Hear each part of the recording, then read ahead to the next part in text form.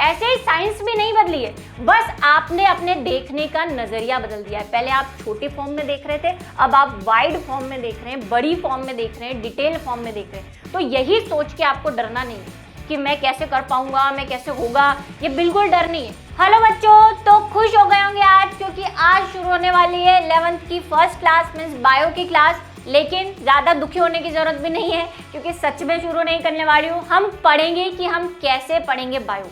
तो आप बोलेंगे मैम बुक उठाएंगे पढ़ेंगे, नहीं, बहुत ही इंटरेस्टिंग तरीके से बायो पढ़ेंगे हम, धमाकेदार शुरुआत करेंगे। कुछ वीडियोस आप मेरे देख चुके होंगे, प्रैक्टिकल वीडियोस भी देख चुके होंगे, 11th-12th के वीडियो भी देख चुके होंगे, तो आपको अंदाजा हो गया होगा कि हर चीज़ को हम विजुअलाइज करके आपको दिखा के पढ़ाएंगे। और बायो का सबसे अच्छा तरीका ही यही है कि बायो में हम सारी चीज़ें देख सकते हैं। किसी भी केमिस्ट्री आप उठा लीजिए, सब्जेक्ट की बुराई नहीं करी, लेकिन केमिस्ट्री आप उठा लीजिए, क्या आप कार्बन एटम को देख पाते हैं? नहीं देख पाते। लेकिन बायो की हर चीज हम देख सकते हैं, और मैं आपको जहां तक मेरी पॉसिबिलिटी होगी मैं दिखाऊंगी। ठीक है, अब आपने मेरी पॉलिसीज तो सुनी ली होगी।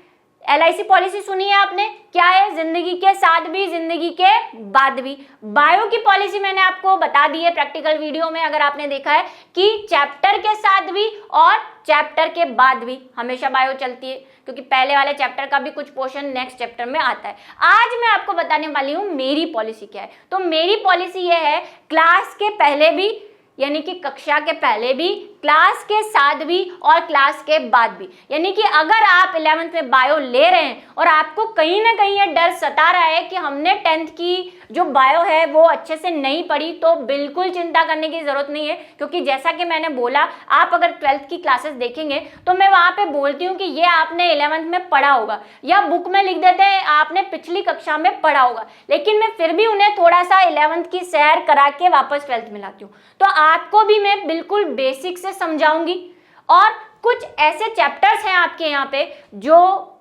आपको 10 से रिलेट करते हुए ही चलेंगे। तो एक बार हम सिलेबस देख लेते हैं, फिर कुछ और बातें भी करेंगे। एक बार सिलेबस के दर्शन कर लेते हैं। तो ये है हमारा सेशन 2022-23 क्लास 11th, और बायोलॉजी की आज हम प्रेजेंटेशन दे रहे हैं। चलिए, तो ये है हमारा सिलेबस, दर्शन कर सकते हैं आप इनके, और चाहे तो आरती भी उतार सकते हैं। अब आप बोलेंगे आरती में एक वो वर्ड आता है, तेरा तुझको अर्पण, वो चीज यहाँ पे नहीं करनी है। तेरा तुझको अर्पण मतलब जो आपने हमें दिया है, भगवान को हम यही कहते हैं कि जो आप मुझे दे रहे हैं वो हम सब आपको वापस अर्पित करते हैं। तो मुझे अर्पित नहीं करना है, मैं जो दे रही हूँ वो अपने पास ही रखना है, वापस अर्पित मत कर देना, मुझे अपने दिल और दिमाग में रखना है उन चीज़ों को, क्योंकि मेरे पास तो ऑलरेडी बहुत भरा हुआ है जो मैं यहाँ आके उड़ेल रही हूँ। चलिए, तो देख लेते हैं, मेरा तुझको अर्पण ऐसे नहीं करना है, ठीक है। चलिए, एक फर्स्ट इकाई है, यूनिट फर्स्ट, जिसमें हम देखेंगे जीव जगत में विविधताएं, मतलब बायोडाइवर्सिटी देखेंगे, जीव जगत क्या होते हैं वो देखेंगे। फिर हम अब जीव जगत में क्या है, सारे एनिमल्स देखेंगे, क्या होता है बायो में, कैसे बायो बनी, कैसे क्लासिफिकेशन हुआ। थोड़ा सा थ्योरेटिकल जरूर है, लेकिन आप फर्स्ट लेक्चर देखेंगे, जहां मुझे जरूरत लगी मैंने आपको वहां पे पिक्चराइजेशन करवाना है, ठीक है, पक्का। जीव जगत का वर्गीकरण देखेंगे, क्योंकि बायो पढ़ रहे हैं। वर्गीकरण मतलब जैसे आपको क्लासेस में वर्गीकृत नहीं किया हुआ है कि आप पहली क्लास में, आप दूसरी क्लास में, आप तीसरी, ऐसे जीवों को भी वर्गीकृत किया हुआ है। थोड़ा सा 9th में आप पढ़ के आए हुए हैं, तो 9th और 10th को ही हम थोड़ा सा नेक्स्ट लेवल पे ले जाने वाले हैं 11th में। वनस्पति जगत मतलब प्लांट के बारे में पढ़ेंगे। प्राणी जगत ये भी आप थोड़ा पढ़ चुके हैं, तो इस वाले सेक्शन को आपने 9th में पढ़ा होगा। अब आप बोलेंगे मैम 9th भी कहाँ पढ़ी, कोरोना चल रहा था, तो बोला ना, क्लास के पहले भी, क्लास के साथ भी, क्लास के बाद भी, तो चिंता नहीं करनी है। चलिए, और दिख ही रहे हैं आपको खूबसूरत से एनिमल, ये मैं अपने घर से लाई हूँ, मेरे घर पे पाल रखा है मैंने। चलिए, फिर है पुष्पी पादपों की आकारिकी, मतलब पुष्प कैसे होते हैं, ये आपने 10th में पढ़ा है। पुष्प की संरचना पढ़ी है, तो हम थोड़ा सा वही उसको शुरू तो बेसिक से ही करेंगे, उसको थोड़ा अप लेवल पे ले जाएंगे, है ना, बड़े बच्चों की तरह। फिर पुष्पी पादपों का शरीर कैसा होता है, प्राणियों की संरचनात्मक संगठन, मतलब जितने भी लिविंग थिंग्स है उसमें प्लांट और एनिमल, तो प्लांट के बारे में भी और एनिमल्स के बारे में कि कैसे बने होते हैं। आपने सेल पढ़ा होगा, तो वही थोड़ा सा सेल को ही ज़्यादा डीप में समुद्र के अंदर गोते लगाने जाएंगे, तो ये पढ़ेंगे इकाई 2 में। इकाई 3 में हम पढ़ने वाले हैं वही कोशिका। अब पूरी कोशिका के बारे में पहले आपने पढ़ा, कोशिका होती है, उसमें ये होता है वो होता है और ये सारा लिखा। अब आपको क्या पढ़ना है कि कोशिका कैसी होती है, उसके अंदर जो चीजें होती हैं वो कैसी होती है, ये थोड़ा पढ़ना है। जीवाणु आपने थोड़ा बहुत पढ़ा हुआ है 9th क्लास में ही, ठीक है। कोशिका चक्र और कोशिका विभाजन ये थोड़ा आपके लिए नया हो सकता है, बिल्कुल नया नहीं है क्योंकि ये भी आपने थोड़ा थोड़ा 10th क्लास में पढ़ा हुआ है। तो काफी कुछ जो है वो मिलता जुलता रहेगा 9, 10, बस थोड़ा सा हम उसको डिटेल में पढ़ेंगे। डर घबराने की कोई जरूरत नहीं और मेरे होते हुए तो बिल्कुल भी नहीं। फिर है 4, इकाई 4, जिसमें हम पौधों में परिवहन, कैसे परिवहन होता है, परिवहन मतलब ट्रांसपोर्ट, आप इधर से उधर जाते हैं ना, पौधों के अंदर भी एक ट्रांसपोर्टेशन सिस्टम चलता है, ट्रैफिक चलता है उधर, बताएंगे। खनिज पोषण मतलब न्यूट्रिशन कैसे देते हैं। उच्च पादपों में प्रकाश संश्लेषण, ये भी पढ़ा है आपने, फिर भी पढ़ेंगे, दोबारा पढ़ेंगे क्योंकि आप भूल जाते हैं, ठीक है। तो बायो पीछा नहीं छोड़ती जब तक पूरा याद नहीं करवा देती। पादपों में वृद्धि और परिवर्धन, ये हमने 10th में पढ़ा हुआ है, ठीक है। उसके बाद पाचन अवशोषण, ये भी 10th का कुछ है। श्वसन गैसों का विनिमय, ये भी 10th में पढ़ा है। शरीर द्रव परिसंचरण याद आ रहा है कुछ, भूली बिसरी याद है 10th की, ये सब अभी आप पास आउट होके आए, पढ़ी हुई चीजें हैं, उसको ही डिटेल में पढ़ना है। उत्सर्जन उत्पाद मतलब एक्सक्रीटरी सिस्टम, किडनी वगैरह जो है। गमन संचालन, वॉकिंग मोशन, मसल्स के बारे में, ठीक है। तंत्रिका नर्व सिस्टम भी आपने थोड़ा सा पढ़ा है, उसको पढ़ेंगे। और रासायनिक समन्वय व एकीकरण, ये थोड़ा सा केमिस्ट्री वाला पार्ट है लेकिन ये भी आपने पढ़ाई है, तो बिल्कुल भी चिंता नहीं करनी।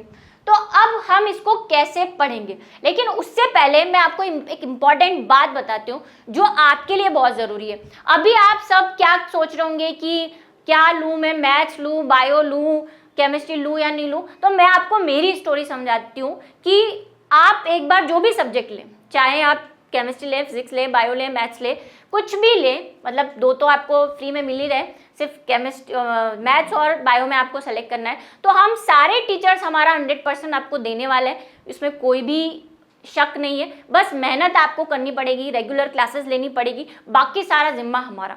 अब क्या हुआ, जब मैंने 11th में मुझे था कि मुझे साइंस लेनी है, ले ली, भाई पक्का इरादा है, ले ली। अब क्या हुआ, 2-3 महीने बाद, क्योंकि हम जो 10th में 9th में जो भी मैथ, साइंस, केमिस्ट्री पढ़ के आते हैं वही वो 9th 10th लेवल की होती है, टॉपिक वही होते हैं, जैसे मैक्सिमम टॉपिक आपने देखे कुछ वैसे ही है, लेकिन फर्क पड़ जाता है केमिस्ट्री और फिजिक्स में। तो बच्चों को 2-3 महीने बाद डर सा लगने लग जाता है और बाकी रही सही कवर जो है वो पड़ोसी, आस पड़ोसी करवा देते हैं।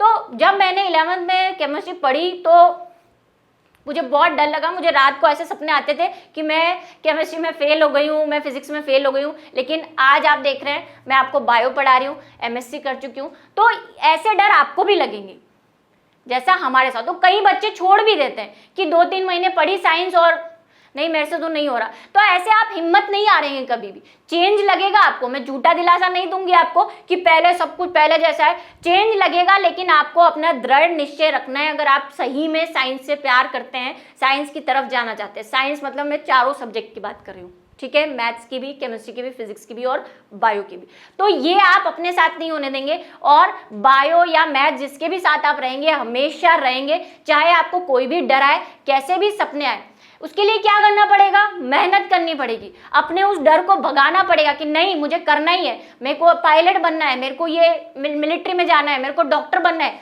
तो ये डर आप अपने आप से खत्म कर देंगे। ये सबसे अच्छी चीज़ है जो शायद आपको कोई नहीं बताएगा। सब बोलेंगे ये ले लो वो ले लो, लेकिन मैं आपको बता रही हूँ आपको डर भी लगेगा और उस डर को आपको भगाना है, और वो भगाने का काम हम करेंगे, हम टीचर्स करेंगे, ठीक है। चलिए, पर मेहनत आपको ऐसे नहीं, मैं बोल के पिला नहीं सकती, मैं पढ़ा सकती हूँ, समझा सकती हूँ, दिमाग में आपको वही मुझे वापस अर्पित नहीं करना है। चलिए, तो अब क्या करने वाले हैं हम, कैसे लेंगे बायो की क्लास, क्या क्या करेंगे। तो सबसे पहले तो जो यूट्यूब पे जो क्लासेस आ रही हैं सब देख ही रहे हैं, अभी 11th स्टार्ट होने वाली है, ठीक है। यूट्यूब पे जितनी भी क्लासेस आ रही हैं वो सारा आपका कवर कर लेगी NCERT, ठीक है। दूसरी चीज हम नोट्स पे भी आएंगे। तो NCERT की जो क्लासेस हैं ये YouTube आपका पूरा NCERT कवर कर लेगी। NCERT का शायद कोई भी ऐसा टॉपिक नहीं बचेगा जो हम YouTube पे नहीं पढ़ाएंगे, ठीक है। उसके साथ आपको हम दे रहे हैं कलरफुल नोट्स, अब इन नोट्स में क्या खास बात है, ये YouTube पे जो आपको रहेगा, जो आप लिख नहीं पाएंगे या कुछ ऐसी चीजें जो हम बोलते हैं ब्लैक बोर्ड पे नहीं होती है, वो सारी चीजें आपको नोट्स में मिलेगी, प्लस आपको कलरफुल डायग्राम्स भी मिलेंगे। अब क्या खास बात है इस डायग्राम पे, तो अगर आप देखेंगे तो आपको, या 12th की आपने कुछ क्लासेस देखी होगी, उसमें ऐसे ऐसे डायग्राम्स मैंने बनाए जो बुक में है ही नहीं। बच्चे हैरान है कौन सी साइट से ढूंढ के ला रही है मैम, लेकिन कोई साइट नहीं है ये किसी चीज को समझो और उसको, जैसे आर्टिस्ट होता है ना, समझ के आर्ट कर देता है, यानी चित्र बना देता है, पेंटिंग कर देता है अपनी समझ से, वैसे मैंने ये डायग्राम बनाए हुए, पुराने नोट्स है मेरे, उसमें से बने हुए। ठीक है, हमारे टीचर्स ने हमको सिखाया है कि कैसे जहाँ डायग्राम नहीं है वहाँ डायग्राम बनाया जा सकते, क्योंकि बायो का मेन काम ही डायग्राम से, कोई खुश नहीं होगा बिना डायग्राम के। तो आपको डायग्राम मिलेंगे ऐसे जो आपको कहीं नहीं मिलेंगे, नोट्स मिलेंगे, नोट्स में ऐसी चीजें, क्योंकि आप एनसीईआरटी बुक अगर देखेंगे तो वहाँ पे सब कुछ मिक्स है, और मैंने वहाँ पे हर टॉपिक वाइज नोट्स बनाए, या दूसरे भी टीचर्स जो हैं केमिस्ट्री वगैरह के, सब वो टॉपिक वाइज आपको नोट्स देंगे, ताकि आपको बुक में ज्यादा ढूंढना नहीं पड़े। ठीक है, और आपको सीधा आंसर दिख जाए। एनसीईआरटी का आप क्वेश्चन दिखेंगे ना, आपको नोट्स में सीधे उनके टॉपिक दिखेंगे, कोई मिक्सिंग नहीं है। तो ये फायदा होगा कलरफुल नोट्स का और डायग्राम का। तीसरा हम क्या करेंगे, हर चैप्टर के बाद आपको एक टेस्ट करवाएंगे, ऑब्जेक्टिव जैसा भी आपको सूटेबल होगा।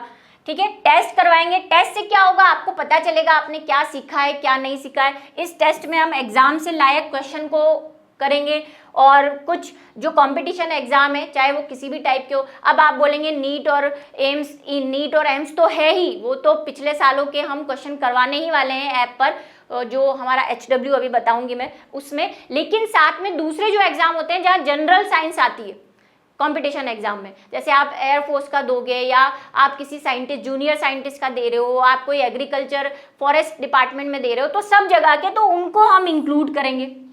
ठीक है, ऑब्जेक्टिव पे ज्यादा ध्यान रहेगा। चौथी चीज हम क्या करने वाले हैं, वही HW देने वाले हैं आपको हर चैप्टर में, उसमें हम आपको सॉल्यूशन वीडियो भी देंगे।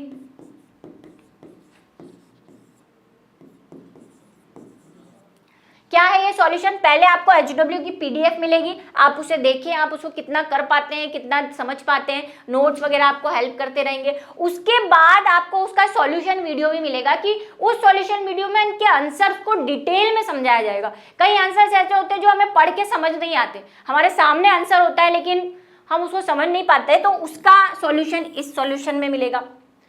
YouTube के अलावा जो क्लासेस होगी वो हम आपको ऐप पे भी कुछ एक्स्ट्रा क्लासेस देंगे, कुछ ऐसे टॉपिक्स जो दूसरे बोर्ड को कवर करते हैं, जैसे आपके बोर्ड में शायद वो टॉपिक नहीं हो लेकिन किसी दूसरे बोर्ड में हो, यूपी बिहार में, तो उनको कवर करेंगे, तो वो क्लासेस आपको ऐप पर मिलेगी।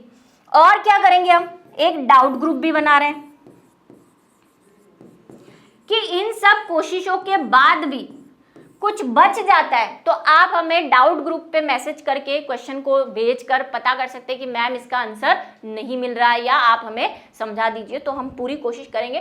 तो 100% आपको हम देंगे, और आप ये निश्चिंत हो जाइए कि आप भी उसको अगर सही से कवर करेंगे तो आप 100% मार्क्स ला सकते हैं, और नीट, JEE, NDA जो भी सबकी जितनी भी आप तैयारी कर रहे हैं उसके क्वेश्चंस हम आप इसमें देंगे। ये जो HW क्वेश्चन है इसमें हमारा फोकस कंपटीशन एग्जाम रहेगा बोर्ड के साथ। अब आप 11th तो बोर्ड होती नहीं है, लेकिन 11th का काफ़ी पोर्शन जो है 11th 12th का वो कंपटीशन एग्जाम में आता है, तो बेस जो होता है वो 11th ही होती है। आप ये चाहें कि मैं 12th पढ़ लूँ तो मैं कंपटीशन एग्जाम क्लियर कर लूँगा, नहीं, आपको 11th से उसकी शुरुआत करनी पड़ेगी, और हम आपकी शुरुआत यहाँ से करवा रहे हैं। ठीक है, तो आपको बहुत सारे क्वेश्चंस मिलेंगे, वहाँ पे लिखा होगा कि ये कौन से ईयर में आया है, किस एग्जाम में आया है, और हम ढूंढ के लाएंगे आपके लिए। तो ये सारी चीज़ें आपको मिलने वाली है, और वही प्रैक्टिकल्स तो है ही हर जगह, आपको जहाँ पे ज़रूरत होगी मैं प्रैक्टिकल्स करवाऊँगी आपको, केमिस्ट्री वगैरह सब में होंगे प्रैक्टिकल, तो आपको विजुअलाइजेशन अच्छे से हो जाएगा। ठीक है, तो इसी तरह बायो की पढ़ाई करेंगे एकदम मज़े से। और जो डर की बात मैंने बोली उससे मैं आपको एक सिंपल सा एग्जांपल देती हूँ। फिर भी अगर मेरी बातों से आपको डर लगता है, आपको हम पे विश्वास नहीं है, लेकिन आप सोचिए कि आप किसी बेस पे खड़े हैं, आज आप फर्स्ट फ्लोर पे खड़े हैं और आप अपने सामने बहुत सारी चीज़ें देख रहे हैं। ठीक है, आपको कोई डर नहीं लग रहा, वो आप लोअर क्लास में 9th 10th की क्लासेस में, ठीक है, खड़े हैं, आपने वही साइंस पढ़ी है, अब आप क्या कर रहे हैं, उस फ्लोर के 100 फ्लोर पे चले जाते हैं, एक बिल्डिंग जिसके नीचे पहले आप खड़े थे, अब उसके 100वीं मंजिल पे जाके ऐसे नीचे से झांक रहे हैं। क्या लगेगा आपको? डर। क्यों डर? क्योंकि आप 100 फ्लोर से नीचे देख रहे हैं, लेकिन क्या वो नीचे की चीजें बदल गई है? क्या वो गाड़ी, घोड़े, मकान वगैरह सब बदल गए? नहीं बदले। ऐसे ही साइंस भी नहीं बदली है, बस आपने अपने देखने का नजरिया बदल दिया है। पहले आप छोटे फॉर्म में देख रहे थे, अब आप वाइड फॉर्म में देख रहे हैं, बड़ी फॉर्म में देख रहे हैं, डिटेल फॉर्म में देख रहे हैं। तो यही सोच के आपको डरना नहीं है कि मैं कैसे कर पाऊंगा, मैं कैसे होगा, ये बिल्कुल डर नहीं है। हम आपको फर्स्ट फ्लोर से भी दिखाएंगे, हम आपको 100 फ्लोर से भी दिखाएंगे कि कैसी साइंस है, कितनी खूबसूरत है, इंटरेस्टिंग है, और आप अपने मोटो से जो भी आप बनना चाहते हैं उससे वहाँ तक आपको पहुँचाने की पूरी कोशिश करेंगे। तो इसी के साथ आपने देखा, इस तरह से हम बायो पढ़ेंगे। आप मेरे वीडियोस दे सकते हैं, अगर आपको अभी भी तसल्ली नहीं हुई, बस आप विश्वास करिए, मेहनत करिए, आपको आपके लक्ष्य तक ज़रूर पहुँचाएंगे। ठीक है, तो इसी के साथ हम ये बायो कैसे पढ़ेंगे वाला टॉपिक खत्म करते हैं, और जल्दी से जल्दी आप अपना सब्जेक्ट सेलेक्ट कर दीजिए ताकि मैं अपनी सारी बायो उड़ेल सकूं।